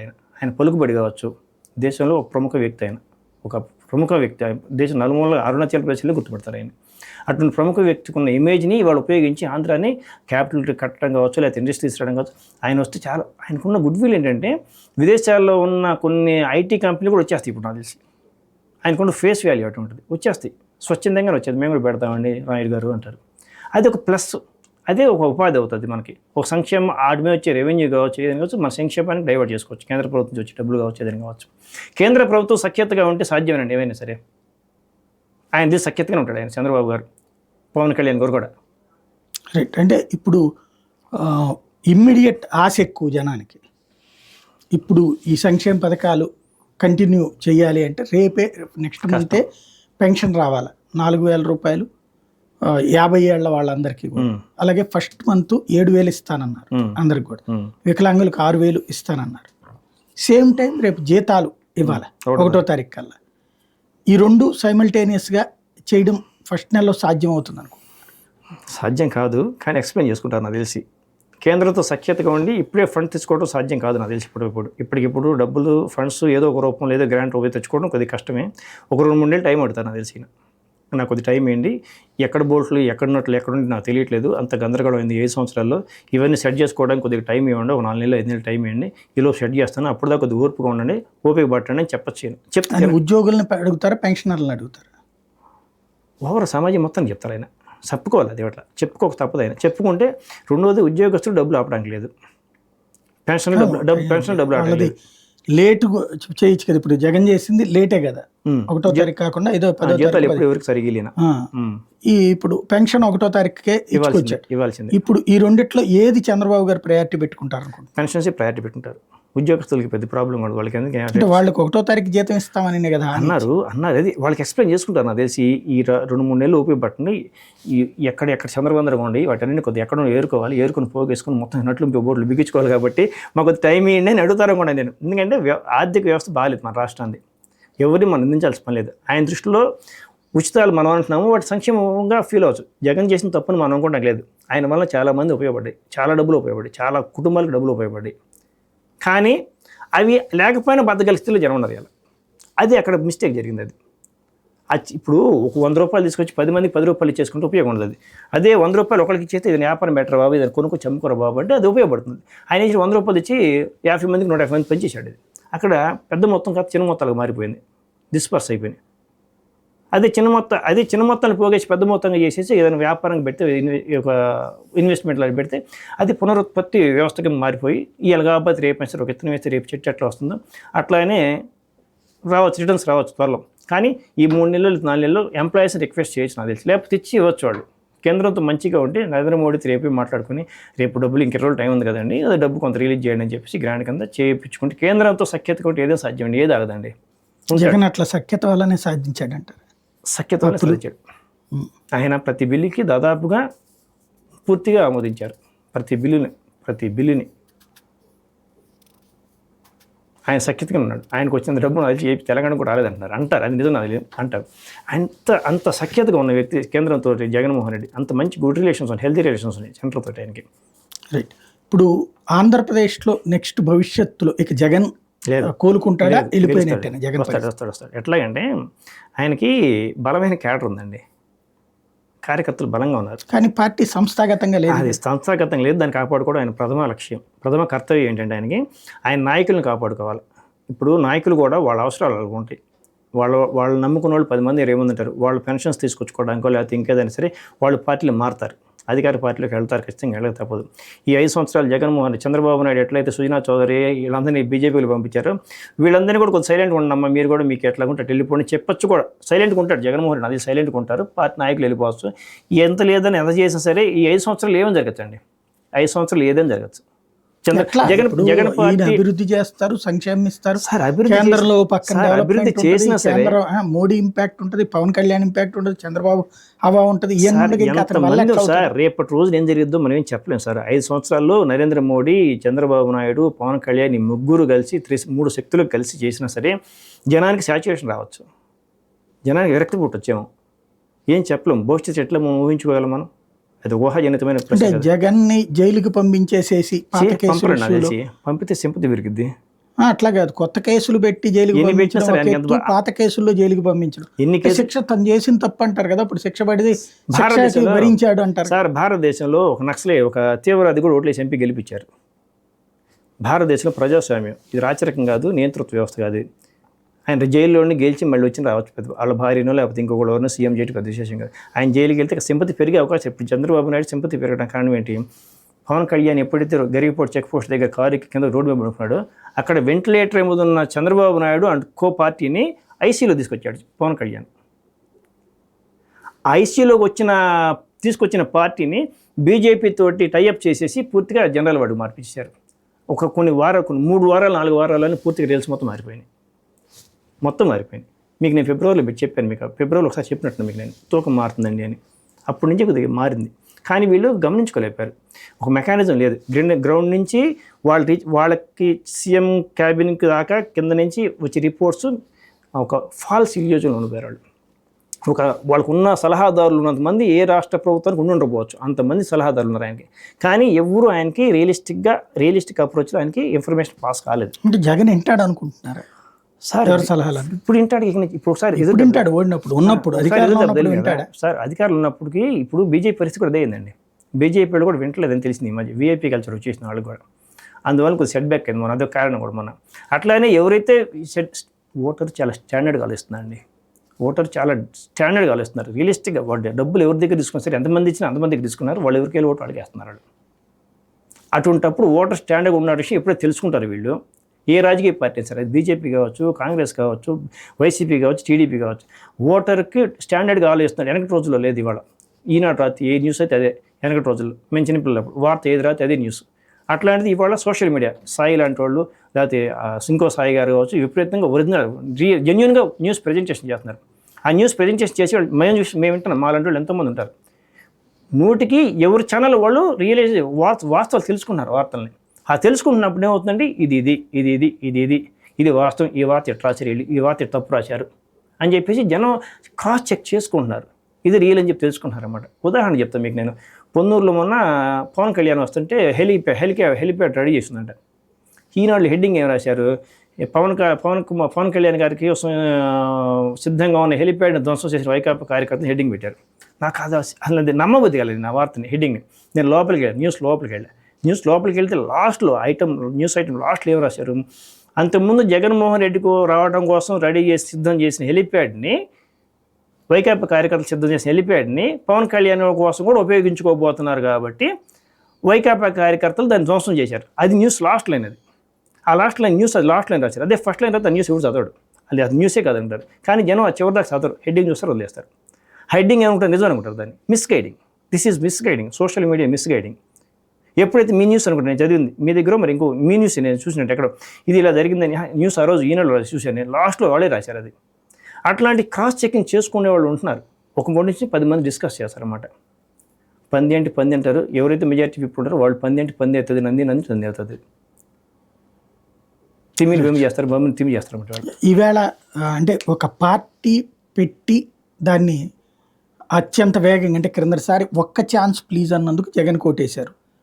ఈ దఫా తను ఫెయిల్ అయ్యాడు. ఒకసారి ఫెయిల్ అయిన ఆయన్ని మళ్ళీ ఎందుకు ఎన్నుకోవాలి? చంద్రబాబు వింటున్నారు కదా 2004లో ఆయన అభివృద్ధికి అంబాసిడర్. అట్లే కాదు, ఇప్పుడు మనకు ఆల్టర్నేటివ్స్ లేదు సార్. ఎందుకు లేదు? పవన్ కళ్యాణ్ ఉన్నాడు. Pawan Kalyan full fledged party కాదు అది. ఇప్పుడు అయిపోతుంది కదా. ఎట్లా అవుతుంది? ఒక 5 ముందు సంవత్సరాలు establish వాళ్ళ అన్నయ్య గారికి 70 లక్షల మంది ఓట్లు వచ్చినాయి, 18 సీట్లు వచ్చిన ఆయనే 5 సంవత్సరాల పాటు పార్టీ నిలబెట్టుకోవాలని ఆలోచనతో లేకుండా ఏకాఏకిని సీఎం అవ్వదని ఉద్దేశంతో వచ్చినట్టున్నాడు. ఆయన కాలేదు, ఫెయిల్ అయిపోయాడు. పార్టీని తీసుకెళ్ళి ఇంకోటి కలిపేసుకుని వెళ్ళిపోయాడు ఆయన. కానీ అదే ఆయన పార్టీ ఉన్నట్టయితే ఆల్టర్నేటివ్ ఉండేది. 2009కు 2014 ఆల్టర్నేటివ్ వచ్చి ఉండేది 2014కి. కానీ ఆయన తొందరపడేసి వెళ్ళిపోయాడు. అట్లాంటిది జగన్మోహన్ రెడ్డి ఇప్పుడు మన పవన్ కళ్యాణ్ ఒక పార్టీ పూర్తి స్థాయి ప్రతి గ్రామ స్థాయి ప్రతి వార్డు స్థాయికి ఎస్టాబ్లిష్ చేసుకోవడానికి కనీసం 10 years పడుతుంది. ఇప్పుడు అయిపోద్ది కదా. ఇప్పుడు ఇవాళ గెలిచారు, తర్వాత ప్రతి చోట కూడా స్థానిక ఎన్నికలు రేపు వస్తాయి, వచ్చే ఏడాదే వస్తాయి. 30%, 33% అని ముందే చెప్పారు. 1/3 మనం తీసుకోబోతున్నాం. అక్కడ గ్రౌండ్ లెవెల్ క్యాడర్ రెడీ అవుతుంది. ఈలో బూత్ కమిటీలు 33% కానీ 67% కాదు కదా సార్. వాడు ఒకవేళ 33% పోటీ చేస్తారు. వాళ్ళు ఆ 33% వాళ్ళు గెలిచేది ఎంతమంది ఉంటారు? అవును, నెక్స్ట్ కూడా కూటమిగా ఉంటుంది కదా. కూటమి ఉన్నంత మాత్రాన పార్టీ కూటమి ఉండే మైనస్ సార్ పవన్ కళ్యాణ్ గారికి. వాళ్ళు ఎదగలేరు ఇక. కూటమిలో ఉండటం వల్ల ఎదగలేరు ఇక. కూటమిలో కాకుండా ఒంటరిగా బయట రాలేరు ఇక ఆయన. అంటే ఇక్కడ ఒక చిన్న లాజిక్ ఏంటంటే, కూటమి ఇది కంటిన్యూ అయితే జగన్ పని అయిపోతుంది. జగన్ ఒక పక్కన జైలు కన్నా వెళ్తాడు, లేకపోతే కనుక జగన్ పని అయిపోతే అప్పుడు ఆ ప్లేస్ పవన్ కళ్యాణ్ ఆక్యుపై చేసుకుంటుంది. పవన్ కళ్యాణ్ కాదండి అది. బీజేపీ ఇక్కడ సెకండ్ ప్లేస్ వచ్చింది. కానీ నెక్స్ట్ ఎట్లాగా ఇక్కడ మొన్న వచ్చింది కూడా బీజేపీకి ఆరిస్తే కూడా 3 గెలిచారు. స్ట్రైక్ రేట్ వాళ్ళది 50%. అంటే ఇప్పుడు బీజేపీ పోటీ చేయట్లేదు కాబట్టి వాళ్ళ ఓటు బ్యాంకు మొత్తాన్ని వాళ్ళకి అనుకూలంగా పార్టీకి వేసుకుంటున్నారు. వాళ్ళకి ఓట్ బ్యాంక్ మంచి ఓట్ బ్యాంక్ ఉంది వాళ్ళకి. కానీ వాళ్ళు స్వతంత్రంగా పోటీ చేస్తే 10 to 12% వచ్చేసేవాడు వాళ్ళకి. కానీ వాళ్ళ ఉపయోగం దానివల్ల ఎవరికి ఉపయోగం ఉండదు. మళ్ళీ జగన్ సీఎం అయ్యాడు.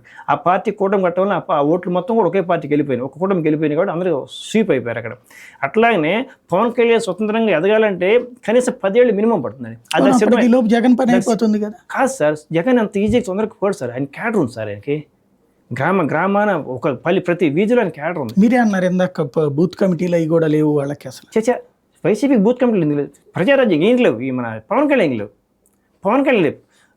వైసీపీకి ఉన్నాయి సార్. వైసీపీ నాయకుడు వెళ్ళిపోతే కొద్దిగా అవసరాల కోసం వెళ్ళిపోతామంటే చూసి చూడటం వదిలేకి తప్పదు పెద్ద నాయకత్వం.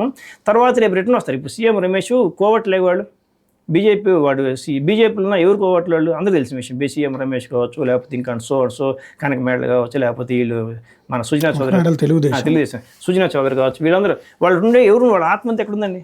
వాళ్ళ ఆత్మ ఎక్కడుంది? వాళ్ళు బాహ్యంగా పెరిఫెరల్గా దాంట్లో ఉన్నారు. వాళ్ళ ఆత్మ ఎక్కడుంది? భారతీయ జనతా పార్టీ తరపున గెలిచారు కదా సార్. గెలుస్తారు సార్. గెలుస్తున్నా కూడా వాళ్ళ ఆత్మలు ఇక్కడే ఉంటాయి. అవసరమైనప్పుడు వాళ్ళు ఇడేటే ఉంటారు. వీళ్ళ పార్టీని గెలిపించుకోవడానికి ఇష్టపడరు. వీళ్ళ పార్టీ కండిషన్స్ గెలిపించడానికి ఇష్టపడతారు అక్కడ ఎన్డీఏలో కూడా, సెంట్రల్లో కూడా. దానికి దీనికి సంబంధం లేదు కదా. అది ఏంటంటే ఈ పవన్ కళ్యాణ్ ఆయన పూర్తి స్థాయి పార్టీని ఎస్టాబ్లిష్ చేసుకోవడానికి, జగన్ అంత స్థాయి ఎస్టాబ్లిష్ చేసుకోవడానికి మినిమం 10 years పడుతుందండి. ఈయనకి అవసరంలా. ఈయన ఉన్నదాన్ని రగుల్చుకుంటూ వెళ్ళటమే. అప్పుడప్పుడు ఒక ఫ్యూయల్ ఇస్తూ ఉంటాయి.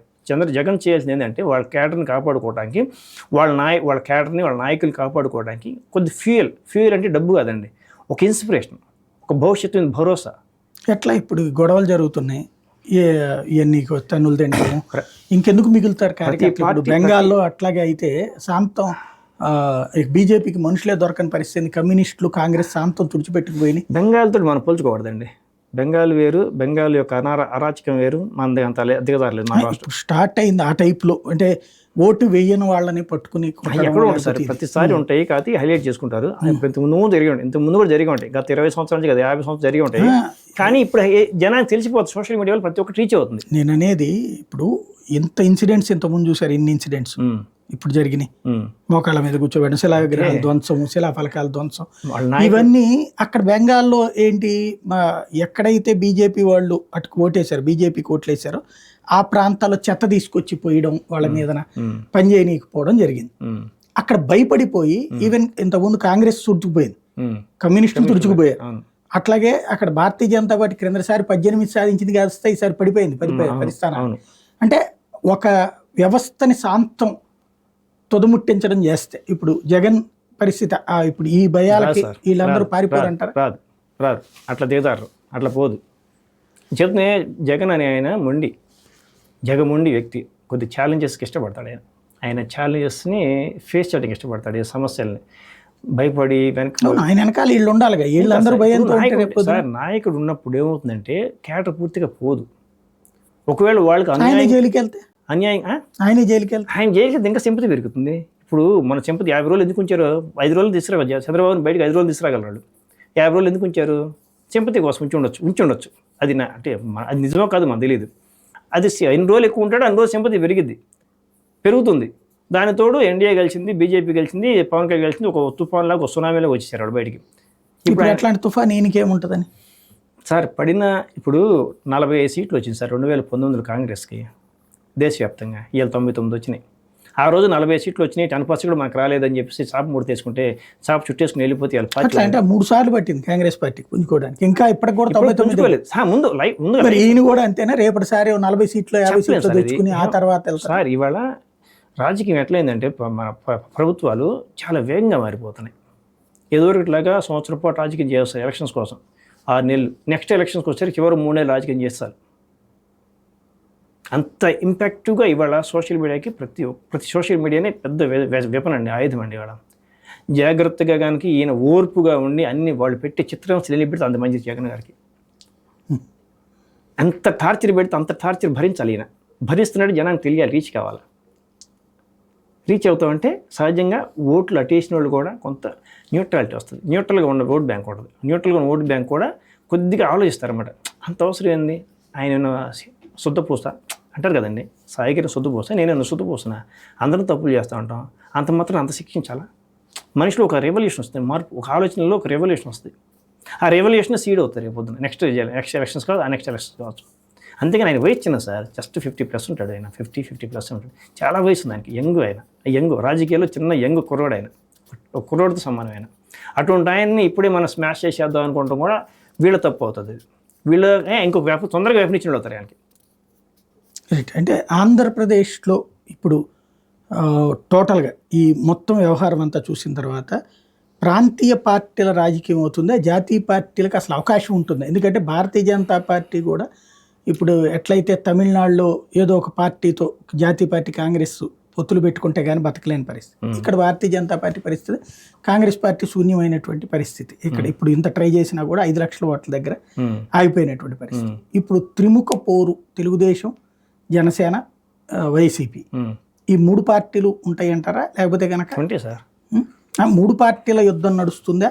కూటమి వర్సెస్ వైసీపీ ఉంటుంది నెక్స్ట్ ఎలక్షన్స్ కూడా. అదే వైసీపీ ఎవరిని కలవడు. ఎందుకంటే బీజేపీతో కలవాలి, ఎవరిని కలవడం లేదైనా. బీజేపీతో కలవాలి. బీజేపీ ఇప్పుడు మెర్జ్ అయిపోయింది, బీజేపీతో కలిసిపోతుంది కాబట్టి టీడీపీ వాళ్ళు, జనసేన వాళ్ళు ఆ కూటమి బయటకు వచ్చే ఛాన్స్ లేదు. వాళ్ళిద్దరి మధ్య బలమైన యుద్ధాలు జరగాలి, పెద్ద యుద్ధాలు జరిగితే కానీ ఆ కూటమి చేయలేదు. ఆ యుద్ధాలు జరగాలంటే సాధ్యం కాదు. చంద్రబాబు యుద్ధాలు జోలికి వెళ్ళడం, ఎందుకంటే రాష్ట్ర అవసరాలు చాలా ఉన్నాయి ఆయనకి. రాష్ట్రాన్ని బాగు చేయాలని ఆలోచనతో ఉంటాడు కాబట్టి, ఆయన బాగు చేయాలి కాబట్టి యుద్ధాల జోలికి వెళ్ళడు. పవన్ కళ్యాణ్ని యుద్ధాలకు అలా ఆలోచనే ఉండదు ఆయనకి. ఆయన అసలుకి బీజేపీ ఫేవర్ పర్సన్ అంటే ఆయన. అటువంటిప్పుడు వాళ్ళిద్దరు ఆ కుటుంబంలో చీలికి వచ్చిందని కూడా నేను అనుకోను. ఒకవేళ వస్తే మాత్రం జగన్కి ఇంకా ఫాస్ట్గా రైజ్ అవుతాడు. అంటే నేననేది ఆ ప్రాంతీయ పార్టీలు నిలబడతాయండి. ఇప్పుడు ఒక పార్టీ ఫర్ ఎగ్జాంపుల్ టీఆర్ఎస్ ఉంది, మొన్నటిసారి వచ్చేటప్పటికి 39. అంటే ప్రతిపక్షం వాస్తవంగా బీజేపీ కంటే చాలా స్ట్రాంగ్. 8 స్థానాలు గెలుచుకుంది బీజేపీ, వీళ్ళు 39 గెలుచుకుంది. కానీ పార్లమెంట్కి వచ్చేటప్పటికి అది 0 అయిపోయింది, ఇది 8 స్థానాలకి ఎగబాకి. అక్కడ రేపు పొద్దున వైఎస్ఆర్ కాంగ్రెస్ పార్టీ పరిస్థితి అట్లా కాదా? కరెక్ట్ కాదు. అక్కడ బీఆర్ఎస్ పరిస్థితి, ఎందుకంటే దానితో కాంగ్రెస్ జాతీయ పార్టీ బలంగా తయారైంది. ఇక్కడ జాతీయ పార్టీ ఒకటే ఉంది, ఒక జాతీయ పార్టీ కూడా లేదు ఏపీలో. అక్కడ జాతీయ పార్టీలు 2 జాతీయ పార్టీలు, ఒకటేమో కాంగ్రెస్, అది చాలా బలంగా తయారైన తర్వాత దాని బ్యాంక్ ఓట్ బ్యాంక్ దానికి వెళ్ళిపోయింది. బీఆర్ఎస్ ఓట్ బ్యాంకు బీజేపీకి వెళ్ళిపోయింది. ఈ 2 జాతీయ పార్టీల మధ్య చిన్న పార్టీలు కొద్దిగా క్రష్ అవుతాయి. కానీ ఏపీలో అట్లా లేదు. ఏ ఒక్క జాతీయ పార్టీ కూడా స్ట్రాంగ్గా లేదు. ఇక్కడ బీజేపీ స్ట్రాంగ్గా లేదు, కాంగ్రెస్ స్ట్రాంగ్గా లేదు. బీజేపీ వెళ్ళి వాళ్ళతో అలయన్స్ కలిసింది కాబట్టి అసలు ఛాన్సే లేదు అసలు. అది ఖచ్చితంగా ఈయనకి రేపొద్దున లైఫ్ ఉంది, ఈయనకి ఫ్యూచర్ ఉంది జగన్ గారికి. అదే ఫ్యూచర్ ఉంటుంది అంటే ముందైతే ఓడిపోయి ఆ తర్వాత అవ్వదంటారా? వస్తాడు సార్, లెగుస్తాడు మళ్ళీ. ముందు ఓడిపోవడం అంటే ఇప్పుడు ఓడిపోయారు, పూర్తిగా పోయింది. రేపొద్దున అంత సీట్ అయితే ఓడిపోవచ్చు, ఎక్కువపోవచ్చు. ఒక 50 సీట్లు 70 సీట్లు రావచ్చు. అంటే అదే 10లో రాకపోవచ్చు, కానీ ఒక 50 గట్టిగా సీట్లు రావచ్చేమో. 5 సంవత్సరాల తర్వాత విషయాలు మనం ఇప్పుడు అంచనా వేసుకోకూడదు. కానీ ఖచ్చితంగా మనం అనుకున్నట్టుగా పార్టీ ఇంకా సస్టైన్ ఏమవుతుంది, స్థిరంగా ఉంటుంది. పార్టీ పోదండి. ఆయన చేసిన పనులు చాలా ఉన్నాయి, చాలామందికి ప్రయోజనం, చాలామందికి. ఇప్పుడు యూపీలో బీజేపీకి ఓటేందుకు జనం ఎంతమంది, దేశమంతా జనం యూపీ ప్రజలు అడ్డుతిడుతున్నారు. ఇప్పుడు రేపు పొద్దున రాబోయే నెలల్లో వైసీపీకి ఓటైన వాళ్ళందరినీ ఆయన డబ్బులు తీసుకొని ఆయనకు ఓటేయకుండా వ్యతిరేకంగా ఓటేసిన వాళ్ళందరినీ తిడతారు. ఎవరు తిడతారు? వీళ్ళు అంతకంటే ఎక్కువ వాళ్ళు వీళ్ళు అంతకంటే ఎక్కువ ఇస్తారు. అందరికంటే ఎక్కువ ఇవ్వలేదు సార్ ఇవి. ఆ డబ్బులు ఇచ్చినంతగా ఆయనకి డబల్ రేట్లు ఇచ్చాడు. జగన్ ఇచ్చిన దానికంటే 3 రెట్లు ఎక్కువ ఉంది బడ్జెట్. ఆ బడ్జెట్ ఇవ్వాలంటే అంతమందికి ఇవ్వలేరు. ఫిల్టర్ చేయాల్సింది, అది ఫిల్టర్ చేయాల్సిందే. 50% ఫిల్టర్ చేయాల్సిందే. వాళ్ళు అర్హత ఉన్న వాళ్ళందరినీ, అర్హత లేని వాళ్ళందరినీ తీసి పక్కన ఫిల్టర్ చేయాలి. మీరే అన్నారు కదా ఇందాక, పబ్లిక్కే ఎందుకు ఇది వేస్ట్గా డబ్బులు ఇవ్వమంటున్నారు. ఆ స్కీమ్ హామీ ఇచ్చారు కదా, హామీ ఇచ్చిన పూర్తికి ఎత్తలేరు కదా. అవును, గ్రాడ్యువల్ మనుషుల్ని తగ్గిస్తారు. తగ్గించినప్పుడు వాళ్ళు ఇంకెందుకు ఫీల్ అవ్వాలి? ఆల్రెడీ అసలైన వాళ్ళకి ఇచ్చారు కదా అనుకోవాలి కదా. అదే అసలు స్కీమ్ ఉందని ఒక లైవ్లో ఉందని ఒక ఫీలింగ్ క్రియేట్ చేస్తారు. పూర్తిగా ఎత్తేస్తే అది పెద్ద సెట్ బ్యాక్ అవుతుంది. నేను అనేది అప్పుడు సగం మంది అనర్హులు అన్నారు అనుకోండి, వాళ్ళు ఏం తప్పే ఉంది, మాకు అనర్హత మేము ఆల్రెడీ సంపాదించుకున్నాం కాబట్టి అని వదిలేస్తారు కదా. ఇంకా అప్పుడు వ్యతిరేకత ఎందుకు వస్తుంది? ఆ ఓట్ బ్యాంకు కొంతమంది ఇప్పుడు ఈ చంద్రబాబు నాయుడిని ఎన్టీఆర్ యూనివర్సిటీ పేరు తీసేయటం ఒకటి దెబ్బ కొట్టింది కదా, చంద్రబాబుని జైలు పెట్టడం ఒకటి. ఈ 2 ఇన్సిడెంట్లు అత్యంత ప్రమాదకరమైన తయారైపోయి పూర్తిగా సమాజంలో వ్యతిరేకత తయారైంది. ఆ 2 ఇన్సిడెంట్లు పెద్ద ప్రమాదం జరిగినాయి. ఆ 2 ఒకటి, ఆ దెబ్బతోటి ఆ వ్యతిరేకత వలన ఇట్లా తయారైపోయింది. కానీ రేపొద్దున ఆ సగం తీసేసిన వెల్ఫేర్ స్కీమ్స్ సగం పేర్లు తీసేస్తారు కదా. సగం పేర్లు తీసేసినప్పుడు వాళ్ళ మీద వ్యతిరేకత ఎందుకు? వాళ్ళందరూ వైసీపీ ఓట్ బ్యాంక్ అవుతుంది కదా. ఇప్పుడు ఓటేయాలి వాళ్ళు, వైసీపీకి ఓటేయాలి వాళ్ళు, మ్యాక్సిమం ఓటేయాలి వాళ్ళు. ఓటేయలేదు కాబట్టి స్వీప్ అయ్యారు. రేపొద్దున వాళ్ళు రియలైజ్ అవుతారేమో. ఎందుకు అవ్వాలంటే ఇక్కడ బాగా డెవలప్ సార్, అమరావతి జరుగుద్ది, ఇండస్ట్రీస్ వస్తాయి, డెవలప్మెంట్ కూటమి ఉంది, పవన్ ఉన్నాడు, బీజేపీ ఉంది సార్. డెవలప్మెంట్ చూస్తే గత బీజేపీ వచ్చిన తర్వాత వేసిన రోడ్లు కావచ్చు, మరుగుదొడ్లు కావచ్చు, ఇంత దేశం మొత్తం కుల మత ప్రాంతాలతో సంబంధం లేకుండా వాళ్ళు డెవలప్ చేశారు. ఈ పార్టీకి 550 సీట్లకి 450 సీట్లు రావాలి బీజేపీ వాళ్ళకి. ఎన్ని వచ్చినాయి? 240 వచ్చినాయి. డెవలప్మెంట్ ఒక్కటే క్రైటీరియా కాదు సార్.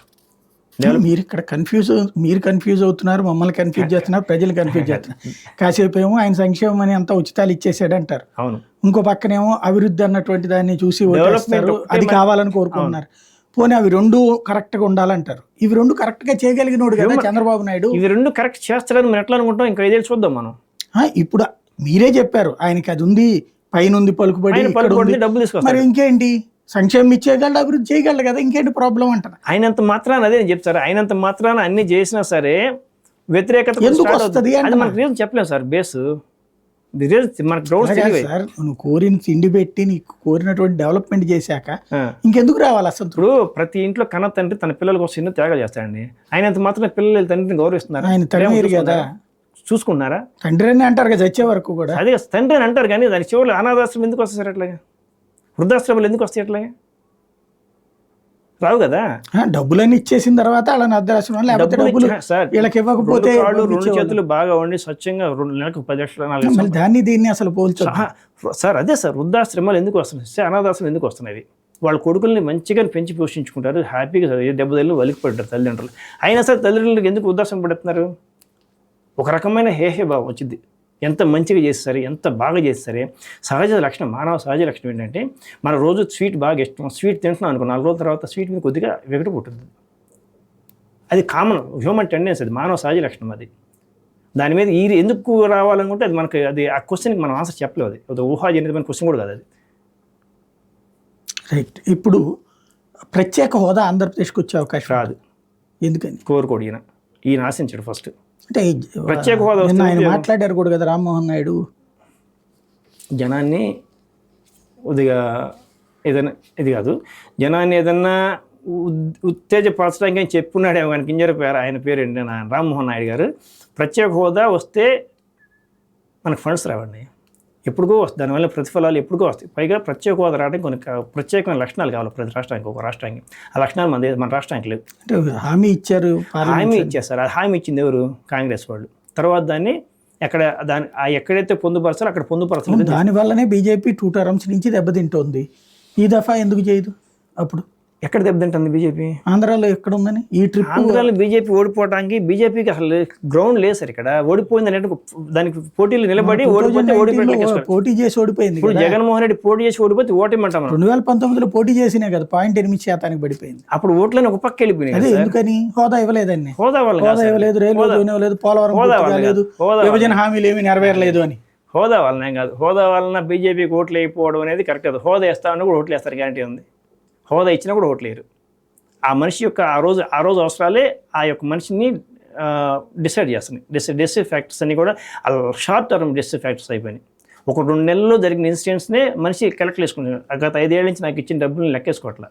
చివరి 2-3 నెలలు ఏం జరిగింది అంటే షార్ట్ టర్మ్. ఇప్పుడు మీకు 3 నిమిషాలు వీడియో పెట్టి చూసి ఓపిక లేదు జనానికి. 30 సెకండ్లు షార్ట్స్కి వచ్చేసారు అంటే జనానికి ఓర్పు తగ్గిపోతుంది, మెమరీ తగ్గిపోతుంది. ఆ క్రమంలో ఏమవుతుందంటే లాస్ట్ 2-3 నెలలు జరిగిన ఏంటో అవి ఆ 2-3 నెలల్లో జరిగిన ఇన్ఫ్లుయెన్స్గా ఇంపాక్ట్గా ఉన్న ఇన్సిడెంట్స్ ఏదైతే ఉన్నాయో ఆ అంశాల జోలికి వెళ్తారు కానీ జనం.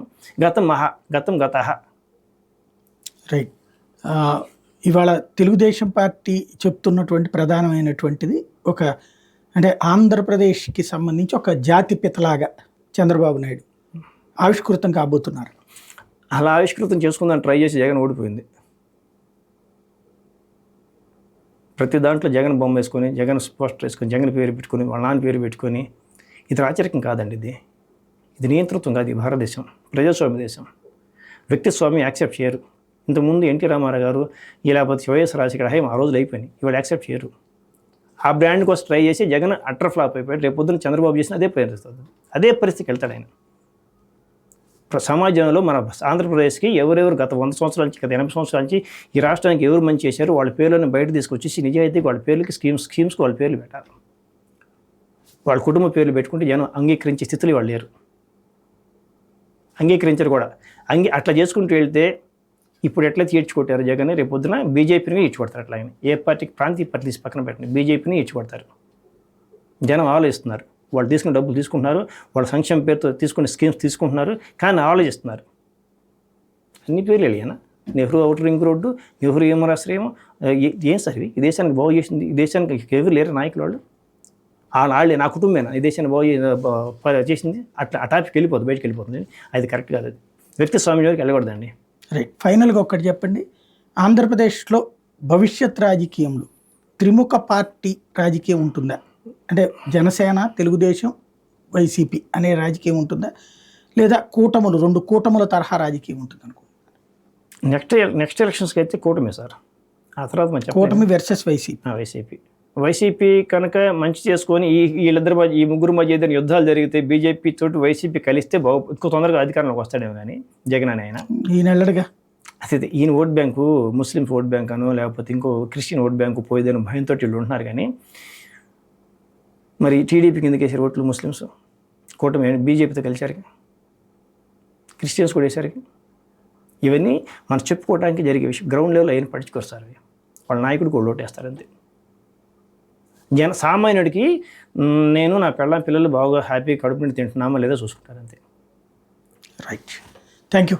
ఇది పరిస్థితి. ఓవరాల్గా అయితే కర్ణుడి చావుకి 100 కారణాలు అన్నటువంటి తరహాలోనే జగన్ ఓటమికి అయితే 100 కారణాలు ఉన్నాయి. ఎవరి విశ్లేషణలు వాళ్ళదే. సామాన్య తరహా ప్రజల విశ్లేషణ ఒక రకంగా ఉంటుంది, మేధావుల విశ్లేషణ ఒక రకంగా ఉంటుంది, అదే సమయంలో రాజకీయ విశ్లేషణలు మరొక రకంగా ఉంటాయి. కాకపోతే ప్రభుత్వం ఇప్పుడు చేసే సంక్షేమం, అభివృద్ధి ఈ 2 భవిష్యత్తుకు సంబంధించి నిర్దేశించేటటువంటి అంశం. అది 2 పట్టాల మీద నడిచే రైలులాగా సాగితే భవిష్యత్తు ఉంటుంది. అదే సందర్భంలో తేడా వచ్చినప్పుడు ప్రతిపక్షానికి అవకాశం వస్తుంది. వైఎస్ఆర్ కాంగ్రెస్ పార్టీకి అవకాశం కల్పిస్తారా, లేకపోతే సుదీర్ఘకాలం ఈ కూటమి ప్రభుత్వం కొనసాగుతుందా? ఇది చూడాల్సి ఉంది.